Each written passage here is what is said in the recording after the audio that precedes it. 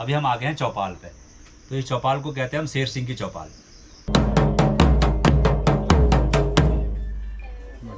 मैंने ट्रस्ट को 26 लैंग्वेज में ट्रांसलेट हो चुकी है। तो इतना क्रेज है इनकी किताबों का। गरुड़ा भरती कौसानी ट्रेनिंगा कि उसने कहा, अंग्रेज को आइडिया दिया कि एक बार का ऊपर की जो फसल होगी तुम रख लो, नीचे की हम रख लेंगे। मतलब जमीन के अंदर जो माल होगा वो मेरा, ऊपर का माल तेरा। तो पहले हुड़के का आनंद लीजिए, ठीक है। ऊपर यहाँ से नैनीताल को जाओ तो ऊपर एक रास्ता, एक जगह पड़ती है चार खेत, जो आज कहते हैं चार खेत। पहले होता था उसका। तो फिरता है तो कॉर्पोरेट साहब टकरा गए। तो उनने कहा जमीन दे रहे हैं। तो उनने भी देखा, अच्छा कहाँ मिल रही जमीन, ठीक है फटाफट आया। उन्होंने कहा अच्छा केशव दत्त। तो यार अब एक और डेस्टिनेशन में आए जो कि कहा जाता है चौपाल। वाओ क्या बात है, वीडियो बना रहे हो, फोटो तुमने एक सही है। अरे वाह,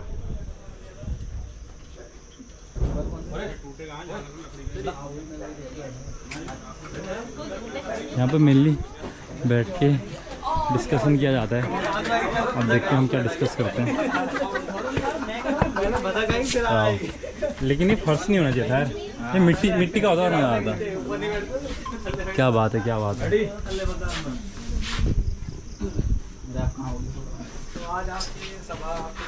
नीचे बैठो यार, विश्राम करो ऐसे।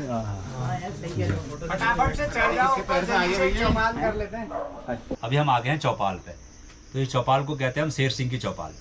तो चौपाल का उस जमाने में एक ट्रेंड हुआ करता था। जैसे उसका आज की तारीख में रूप देखने तो पंचायत घर होते हैं ना, या कम्युनिटी सेंटर होते हैं। वहाँ पर लोग आपसी बातचीत करते हैं, मीटिंग करते हैं, ताकि उनके जो भी बातचीत करने के लिए माध्यम बन जाता है। अब हम हर बार किसी घर पर तो बैठ नहीं सकते हैं, तो ये कम्युनिटी सेंटर जैसा हो गया एक तरीके का। तो उस जमाने में चौपालों का ट्रेंड हुआ करता था। ये सब जगह बनती थी चौपालें। तो यहाँ पे उस समय 3 चौपालें थी, छोटी चौपाल का ऑब्जेक्टिव यही था, आपसी बातचीत, आपसी परामर्श के लिए लोग इकट्ठा होते थे। और जिम कॉर्बेट यहाँ के राजा थे एक तरीके से। तो वो आते थे उस मीटिंग में और लोगों की जो भी समस्याएं रहती थी उसको हल किया करते थे। तो चौपाल में बैठ के बहुत सारे डिसीजन लिए जाते थे। क्योंकि उस टाइम पर क्या था कि जैसे अगर पुलिस को भी यहाँ आना है तो जिम कॉर्बेट के मार्फत आती थी। मतलब अगर जब जिम कॉर्बेट तो पुलिस नहीं आएगी, जो समय की ब्रिटिश पुलिस रही होगी वो नहीं आती थी। वो कहती है जिम कॉर्बेट सुलझा लेंगे मामले को, ठीक है। जैसे आजकल क्या होता है, आजकल जैसे हमारे जनप्रतिनिधि होते हैं ना, वो आदमी पहले जनप्रतिनिधि के पास जाता है, नहीं सुधरता फिर पुलिस के पास भी जाता है, कई जगह ऐसा भी होता है। तो इस तरह उस समय के जनप्रतिनिधि हमारे जिम कॉर्बेट थे, जो हम जिनको विधायक हैं, सांसद हैं, जो भी हम कह सकते हैं आज की भाषा में। तो यहाँ पर आके बातचीत करते थे और लोगों की समस्याएं हल करते थे। अब कहानी शुरू होती है कि ये छोटी हल्द्वानी की ना, ये छोटी हल्द्वानी जब उन्होंने ये 1915 में पूरा गांव खरीदा था, 221 एकड़ लैंड है टोटल। ये उन्होंने उस जमाने में 1500 में खरीदी। 1915 में 1500 रुपये में ज़मीन खरीदी गई। अब ज़मीन क्यों खरीदी उन्होंने, क्योंकि उनका जो घर था, उनके फादर का घर भी था यहाँ पे, जिसको हम अरुणडेल कहते हैं, जहाँ हम अभी जाएंगे आयरन फाउंड्री वाले एरिया, वो जो है अरुणडेल कहलाता है। वहाँ पर उनके फादर का घर था और जिम कॉर्बेट का बच्चन वहीं भी था अरुणडेल में। तो छोटी हल्द्वानी और आयरन फाउंड्री में ज़्यादा डिफरेंट नहीं है, मतलब 100 मीटर के बाद 150 मीटर के बाद वाला एरिया शुरू हो जाता है। अभी हम जाएंगे वहाँ। तो वो यहाँ आते थे घूमने के लिए जिम कॉर्बेट। तो उनके बड़ा अच्छा लगा गाँव। और उस समय गुमान सिंह बरुआ थे यहाँ पे, जो इस पूरी भूमि के अकेले मालिक थे। प्रधान गुमान सिंह बरुआ कहते हैं, प्रधान उस पहले के लोग ना प्रधान कहते हैं ना, जिसका जमीन ज़्यादा उसको प्रधान कहते हैं। एक तो प्रधान ये हुआ जो इलेक्टेड होता है, एक प्रधान ऐसा होता है जिसका बहुत सारी जमीन होती है, या सेठ जी कहते हैं हमारे पहाड़ी में, सेठ जी प्रधान जी। तो वो गुमान सिंह यहाँ के प्रधान थे। अब उनके कोई वो नहीं थे, मतलब उनके कोई बच्चे नहीं थे। तो वो जो है ज़मीन को बेचना चाह रहे थे। उन्होंने बेचना चाह रहे थे। जिम कॉर्बेट से उनकी मुलाकात होगी। तो जिम कॉर्बेट ने कहा चलो मेरे को जरूरत है, मैं ले लेता हूँ। तो 1500 रुपये की बात होगी। अब जिम कॉर्बेट ने गाँव तो खरीद लिया, लेकिन गाँव खरीदने का सबसे समस्या क्या थी यहाँ पे, ये भाबर है फुटिल थे। यहाँ उसमें बीमारियाँ काफ़ी थी। बीमारी क्या थी, मलेरिया है, हैजा, कालरा काफ़ी फैलता था। आप किताब पढ़ेंगे उसमें लिखा भी हुआ है। तो उसमें लोग यहाँ महामारी फैलती थी, स्पेशली समर सीजन में। जिम कॉर्बेट तो यहाँ रहते थे विंटर में, अक्टूबर टू मार्च। अप्रैल से चले जाते थे नैनीताल, वहाँ भी इनका घर है। जब आप कभी नैनीताल जाने का मौका मिलेगा तो वहाँ देखिए, गर्मी हाउस नाम से आज भी है। वो प्राइवेट है, ये सरकारी है। जो यहाँ का म्यूजियम है काला डोंगी का, ये फॉरेस्ट डिपार्टमेंट के पास है।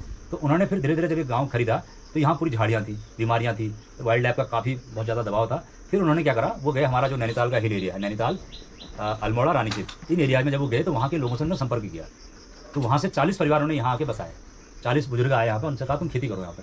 तो 40 जब बुजुर्ग आए तो उन्होंने अपने साथ झाड़ी काटी, जो जितनी काट पाया उसकी नाम पर उतनी जमीन उन्होंने कहा तेरी होगी जमीन। तो 40 परिवार आज भी यहाँ पर रह रहे हैं। उसमें से ये शेर सिंह का परिवार था जो यहाँ रहता था, इनकी चौपाल है। अब तो अब शेर सिंह नहीं है, उनके बेटे तिलक सिंह भी नहीं है। अब उनके मतलब ग्रांडसन रहते हैं यहाँ, मोहित नहीं है, वो रहते हैं, वहीं अपना नौकरी करते हैं, गाड़ी चलाते हैं। तो ये चौपाल बनाने का उद्देश्य यही था, आपसी मीटिंग के लिए। तो 2 चौपालें जो है वो तो खत्म हो गई, यही बची हुई है। ये भी जब उत्तराखंड जब हमारा नया राज्य बना तो इको टूरिज्म प्रोजेक्ट लॉन्च किया सरकार के द्वारा। तो उनकी योजना ये थी कि हम गाँव वालों को कैसे टूरिज्म से जोड़ें। तो जो कॉर्बेट की किताबें पढ़ते हैं वो लोग यहाँ आके बैठते हैं, यहाँ आके थोड़ी देर रेस्ट करते हैं और उनको अच्छा लगता है कि हम चौपाल में बैठे हैं जहाँ जिम कॉर्बेट बैठा करते थे। तो ये हो गया हेरिटेज स्ट्रक्चर, ठीक है, ये इसकी कहानी है। अब उन्होंने कहा ये बड़े परेशान हो गए, उन्होंने कहा अब साला दीवार बना दी फिर भी साला जो है ये अब तो हम फेल हो गए। तो उन्होंने कहा मार दो उसको, और मैंने कहा मारो, मैं बंदूक दे रहा हूँ। तो उन्होंने बंदूक दे दी, तो एक बंदूक पूरे 40 परिवारों को बंदूक दे दी, एक बंदूक दी और कहा कि सब बारी बारी से चलाएंगे इसको। तो सब हर परिवार को मिलती थी, जैसे एक हफ्ते हमारे परिवार के पास आ गए, एक हफ्ते इनके पास आ गए, ऐसे सबका उसका सर्किट बना हुआ था। तो उसमें से जो शेर सिंह थे जिनके चौपाल वो बंदूक को अच्छी तरह चला पाते थे, क्योंकि वो भरवा बंदूक थी, मजा उड़ाना, उसको कंधे पर रख के चलाया जाता है। उससे क्या होता है कई बार लोगों के कंधे उतार देती है, झटका जब मारती ना तो ये शोल्डर उतर जाते थे। तो शेर सिंह जो है, शेर सिंह का कभी भी शोल्डर नहीं उतरा, क्योंकि वो उसके बहुत एक्सपर्ट हो गए थे। उन्होंने क्या करा, शेर सिंह को गिफ्ट कर दी वो गन। अब शेर सिंह की डेथ होगी, उसका उनके बेटे त्रिलोक सिंह के पास वो ट्रांसफर होगी, उसका लाइसेंस बना हुआ था। उसके बाद क्या हुआ, त्रिलोक सिंह जी की जब डेथ हो गई तो उसका लाइसेंस जो उनका बेटा उसके नाम पर नहीं है, तो अभी वो जमा हो गई है पुलिस स्टेशन में। तो उसकी कार्रवाई हम लोगों ने करी हुई है, हालांकि चलती नहीं है वो, लेकिन क्या लाइसेंस होने की वजह से वो कानून के उसका रूल है, जब लाइसेंस है तो जमा हो जाएगी, बगैर लाइसेंस के हथियार रख नहीं सकते ना। तो अभी हमने उसके डीएम साहब कमिश्नर जो फाइल हमारी चल रही है, तो उसके लिए फिर वो अब वो सरकारी काम तो क्या होता है, लंबी कार्रवाई होती है ना। उन्होंने कहा इतने 40 थानों की रिपोर्ट चाहिए, यहाँ से लेकर आपका रामनगर से लेकर तराई से लेकर कहाँ की रिपोर्ट लग रही है उसमें। फिर इनको बुला रहे हैं, तुम्हारा मेडिकल बनेगा, ये बनेगा, हालांकि चलती नहीं है बंदूक, लेकिन कानून कार्रवाई पूरी कर रहे हैं हम। तो हो सकता है कि 1-1.5 महीने के अंडर में वो आ जाए बंदूक, तो फिर लोगों को देखने के लिए मिलेगी। तो लोग उस बंदूक को भी देखते हैं, उसके हाथ फोटो खींचते हैं, तो वो भी एक हमारा हेरिटेज है। अगर जिम कॉर्बेट किताब नहीं लिखते तो हम कहते हैं ना, जो भी आपका अनुभव उसको लिखना चाहिए, किसी को बताना चाहिए। तो जिम कॉर्बेट किताब नहीं लिखते तो शायद लोगों को चीज़ें पता नहीं चल पाती, फिर तो खत्म हो जाती है ना। अब उनकी किताबें जो है पूरे वर्ल्ड में पढ़ी जाती हैं, ऑक्सफोर्ड से पब्लिश होती हैं। उसका मूल एडिशन तो अंग्रेजी है, लेकिन हिंदी में भी अब ट्रांसलेट हो चुकी है। हिंदी छोड़ो तो मराठा लैंग्वेज में, बंगाली में भी ट्रांसलेट हो चुकी है, आसामी भाषा में भी हो चुकी है, बहुत सारी लैंग्वेज में हो गई हैं। मैंने ट्रस्ट को तो 26 लैंग्वेज में ट्रांसलेट हो चुकी है। तो इतना क्रेज है उनकी किताबों का। आप भी यहीं रहते हो? हाँ, मैं भी इसी गाँव। आप भी 40 परिवार में? हाँ, हमारे दादाजी भी उस समय आए थे रानीखेत से। अपने दादाजी के बारे में नहीं बताया? हमारे दादाजी उसमें ना, हमारे दादाजी जो थे वो जब आए थे तो वो आए थे उस मोमेंट पे जिस समय जमीन बढ़ रही थी। जब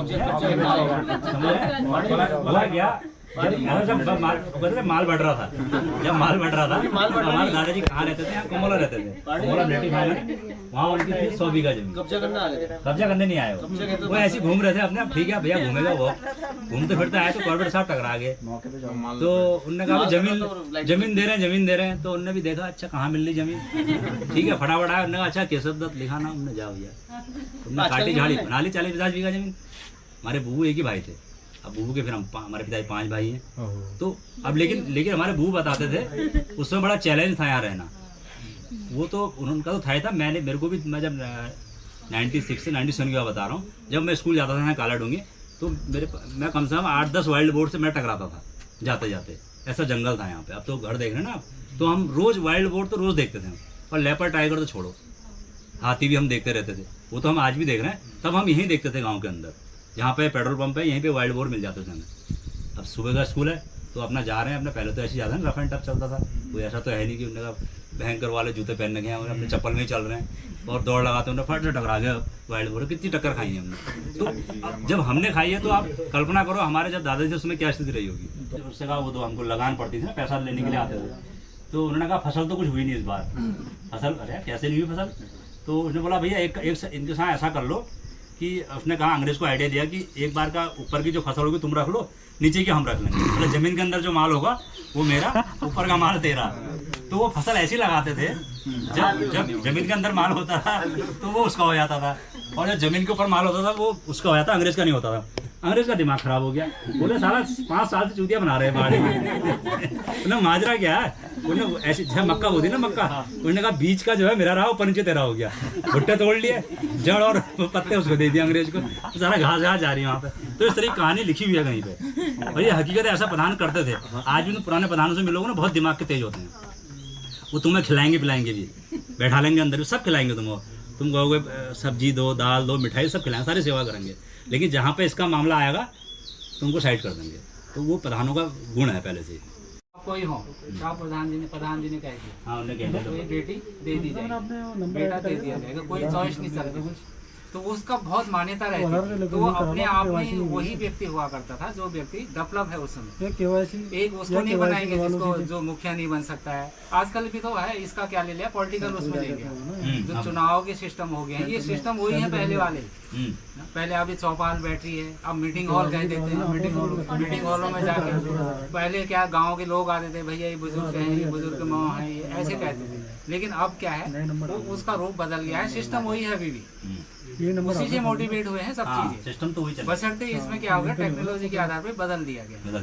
मीटिंग हॉल क्या है, चौपाली तो है। चौपाली है मीटिंग। सब लोग वहाँ पर बैठते हैं और डिस्कस करते हैं, चर्चा करते हैं, कोई निर्णय लेते हैं, जनता अपनी बात को रखती है। तो वही बात है, पहले होता था ऑर्डिनरी सिस्टम होगा करते थे लोग। तो यार एक और नई लोकेशन में आ गए हम, और यहाँ पे हुड़का नृत्य किया जाएगा बुजुर्गों के द्वारा। कुछ चल रहा है यहाँ पे, देखो। जैसे ऊपर है, ऊपर यहाँ से नैनीताल को जाओ तो ऊपर एक रास्ता, एक जगह पड़ती है जो आज कहते हैं चार खेत। पहले होता था उसका नाम चोर खेत। चोर खेत क्यों कहा गया उसको? यदि उसको उसमें ये था कि वहाँ पर कोई आलू लगाता था, फसल की फसल वही होती थी, आलू वगैरह, तो वहाँ रातों रात वो पूरा खेत का खेत चोरी हो जाता था, तो वहाँ खेत चोरी नाम पड़ गया। चोर खेत से आलू चोर चोर खेत। इसी गांव के रहने वाले हैं। आपका होम स्टे भी है और हमारे साथ एसोसिएट हैं, हमारे सदस्य भी हैं। और आप जो है कल्चरल एक्टिविटी यहाँ पे परफॉर्म्स करते हैं। तो हुड़का झोड़ा भी यहाँ पर होता है, लेकिन आज क्या था कि इधर महिलाओं को टाइम था तो उधर की महिलाओं ने किया, तो जो हमारी टीम है तो यहाँ पे भी हम झोड़ा ऑर्गेनाइज कराते हैं। तो हुड़का इन्हीं के पास है, तो ये अपना हुड़के में थोड़ा बजा के दिखाएंगे। और पहले हुड़का सुनेंगे, उसका फिर हम पहाड़ी गाना, आप पूरन जी हैं, आप भी पूरन जी हैं, आप जो है गाना गाएंगे बाद में कुमाऊनी सॉन्ग। तो पहले हुड़के का आनंद लीजिए, ठीक है? चलिए।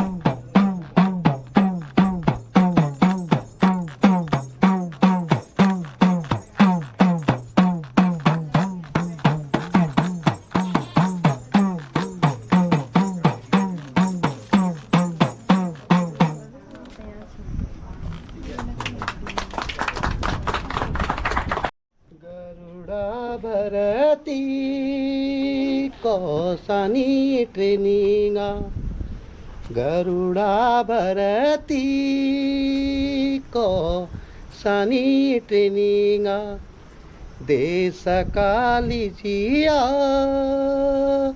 रण में मरुलो देश काली जिया रण में मरुलो बारसाले कमला सरास हुनेली बारसालो हिमुआ स्कूलो हुनलो भारत सरकारा में के छुट्टी दी दिए छुट्टी का दगड़ा मेरी पिलिसिना कर दिए अब बहुत लगी रे मैं कह की नराई गरुड़ा भरती कौसानी ट्रेनिंगा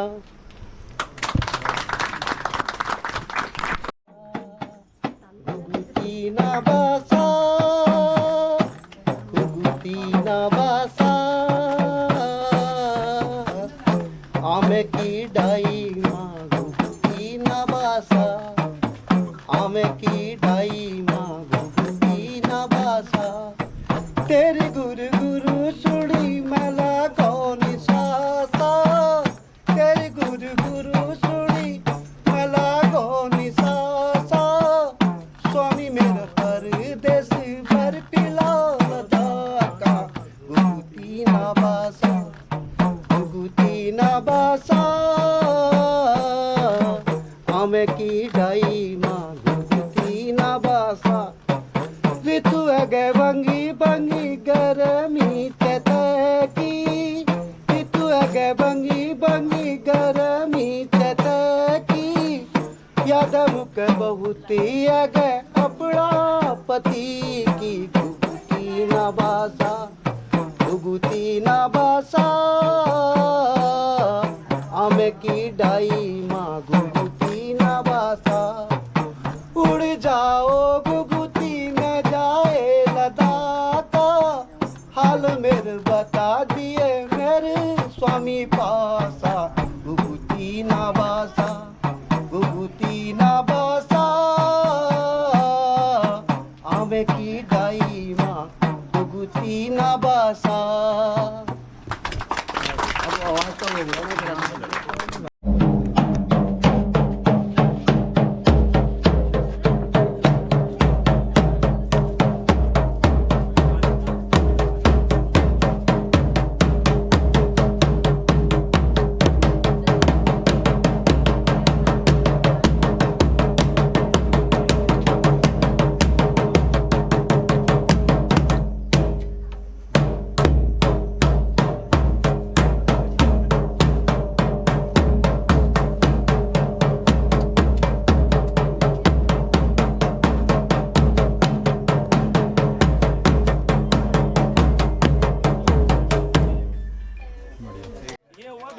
इसको कहते हैं, सुनो, इसको कहते हैं विजय सार।